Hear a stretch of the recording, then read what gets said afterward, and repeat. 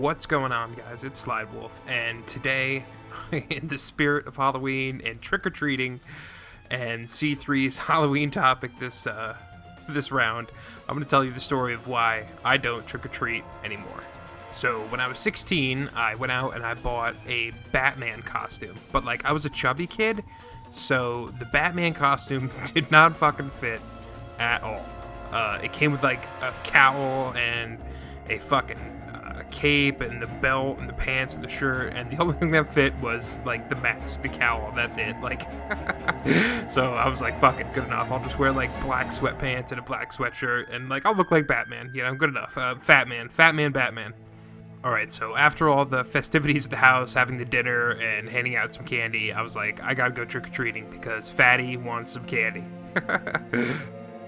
So if I went down my street for 3 blocks, it was all well lit, even, no hills, and just the houses were packed, door to door. So awesome. It was like a kid's dream. You just walk down the street and you will get a ton of candy.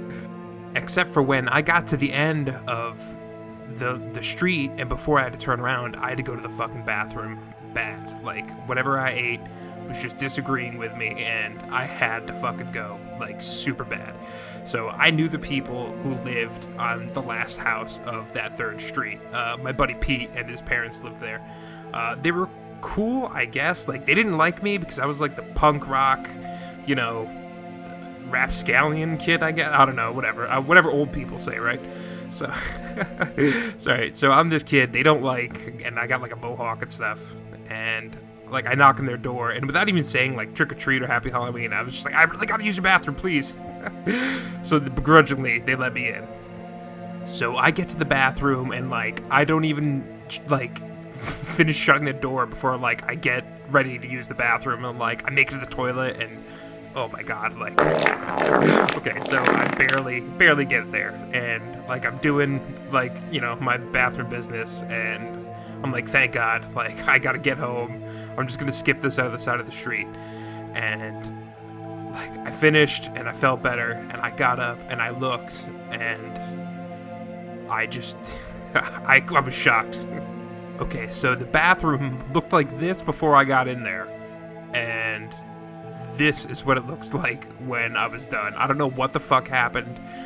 I just, it looks like somebody put a Cobb salad and shit inside of a t-shirt cannon and just set it off inside the bathroom.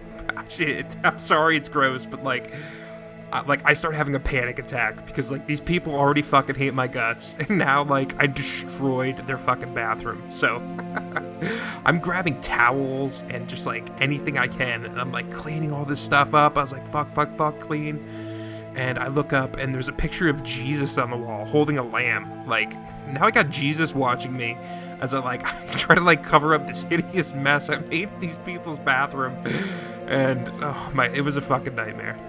So I finally get everything looking clean, and there was spray in there. I sprayed. So everything's clean and sanitized, and all that's left is this dirty towel. So I just open the window and throw the fucking thing out the window, and I'll sneak in their backyard and I'll get it after. So after I threw the towel out the window, I look up, and Jesus is looking at me saying hey man, good job, get out of there. So I wash my hands, and I run down the stairs. I was hey, thanks a lot, I gotta go. And I just run out the front door. I don't even wait for them to say anything. So I get into the backyard, and you're not gonna fucking believe this. The towel is stuck to the back of the house. Imagine if you got a pickle from McDonald's with all the ketchup and mustard on it, and threw it at the wall, it would stick and slide down. That's what this towel's doing. So I get the fuck out of there. I run back home. I go to bed. I see Pete at school the next day. He says nothing. It's it never happened. So that was awesome. And that is why I will never go trick-or-treating again for the rest of my life. And one last thing. I said trick-or-treat at the beginning, right? Well, I choose trick. Yeah, that's not a true story, guys. Sorry, I didn't destroy somebody's bathroom that bad. But if you believe my story or you were entertained by it, go ahead, drop me a treat in the comment section below. And have a happy and safe Halloween, guys, alright? Slide Wolf, peace out.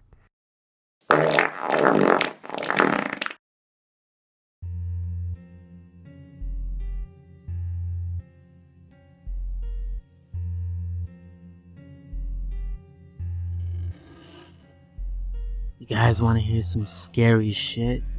I got a scary ass story for you. It's about my pothead ex-girl who flipped her wig and went on a murderous rampage. It all started 15 years ago, right here in this very park. October 29th, 1998. 4 young men gathered at this very spot to smoke some bud. White Mike, Mario, Mario's cousin Nufo, and myself were just chilling, about to spark an L, when all of a sudden, my phone rang. It was my ex Liz. She was bored and wanted to hang out. I told her where we were and she was there within minutes. She was a scavenger smoker, and we all knew that. We reluctantly smoked her out. We mentioned we were gonna meet up tomorrow at the same time to smoke, but we didn't tell her. That doesn't mean she didn't overhear us. The next night, October 30th, the boys meet back up, and by the time the blunt is rolled up, she pops out of nowhere. We weren't too happy she showed up. The bitch doesn't put in ass or cash for the grass. But once again, we smoked her out. Once again, the guys mentioned to each other about meeting up tomorrow. This time, we knew she overheard us.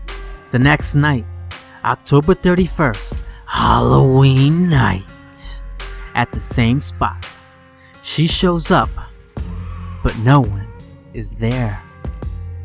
Me and my boys are in the bushes in full Halloween costumes watching her. We stand up with tons of eggs in our hands and in a basket and launch them in the air. And watch as they land on her en masse. We bolt out of there laughing our asses off and head off into the woods.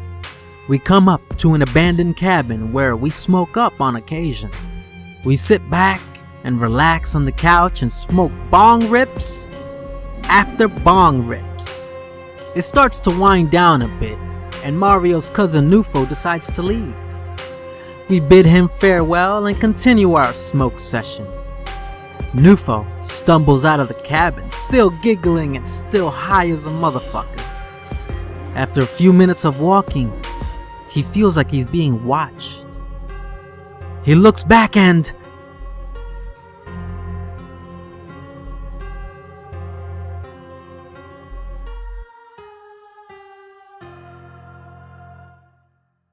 back at the cabin, we start to get the munchies.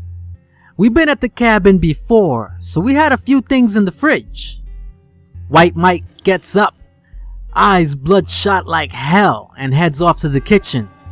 He turns on the light, gets a carton of milk out of the fridge, and then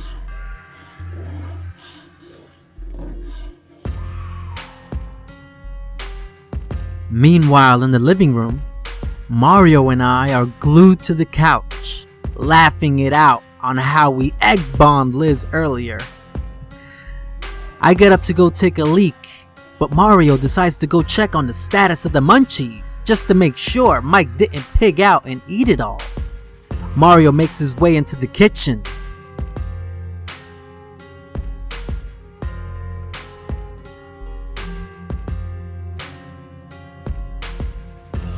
After taking a nice long piss in the bathroom, I'm startled by a noise. I run out of the bathroom and nothing is there. I go in the kitchen and find it empty. I run out of the house and it's dead calm outside.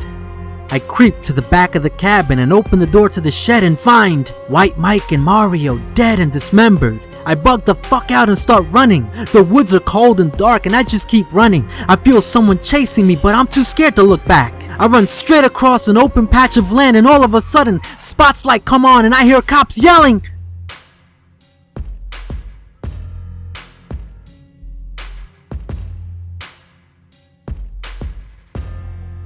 No one talks about what happened that night. It's a quiet tourist town. No one wants the bad press.